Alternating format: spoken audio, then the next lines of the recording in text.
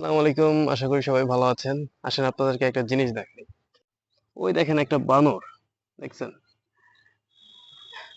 হুম, এরা খাবারের সন্ধানে এদিকে চলে আসে। কিন্তু বাসস্থান এদের জন্য এখানে নাই। দেখেন আশেপাশে খালি বিল্ডিং। ও মনে হয় ভুলে ভালে চলে আসছে এখানে। আর এটার কারণ কি জানেন? এটার কারণটা হচ্ছে আমাদের বনভূমি। প্রতিটা দেশে মিনিমাম 25% বনভূমি থাকা প্রয়োজন। কিন্তু আমাদের 16-17 থেকেও কম আছে।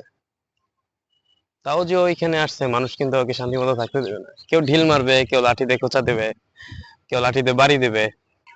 এটা হচ্ছে আমাদের স্বভাব। এমনকি আমাদের এই পদ্মা নদীতেও অনেক সময় ডলফিন আসে। আর মানুষ কি করে? মেরে ফেলে।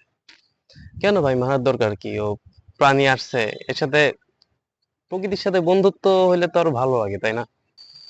ভাই ওদের তো বাঁচার অধিকার আছে, তাই না? একে তো আমরা ওদের বাসস্থান নষ্ট করতেছি, এত বিল্ডিং বানায় আমাদের নিজেদের স্বার্থের জন্য। তারপরে আবার তাদেরকে ডিস্টার্ব করতেছি। এক জায়গায় আমাদের এখানে আসছে, তাদেরকে আমরা মারি। কেন ভাই? কেন দরকার মারার? প্রত্যেকটা প্রাণীর কিন্তু দরকার আছে এই প্রকৃতিতে আমাদের এই বেঁচে থাকার জন্য। এই ফুড চেইন সম্পর্কে তো আমরা সবাই জানি, তাই না? এই জন্য আমাদেরকে প্রকৃতি বাঁচাইতে হবে। আর এর জন্য সব থেকে ইম্পর্টেন্ট হচ্ছে আমাদের গাছ লাগানো। এই যে দেখেন আমরা কতগুলা গাছ কাটছি এই বিল্ডিং বানানোর জন্য। এখানে আমাদের একটা গাছ কাটার আগে আরেকটা গাছ লাগাইতে হবে ভাই। না হলে কিন্তু ভাই আমরা এই বিপদে পড়বো, আমরা কিন্তু অক্সিজেন পাবো না। আজকের মতো এতটুকুই, আল্লাহ হাফেজ।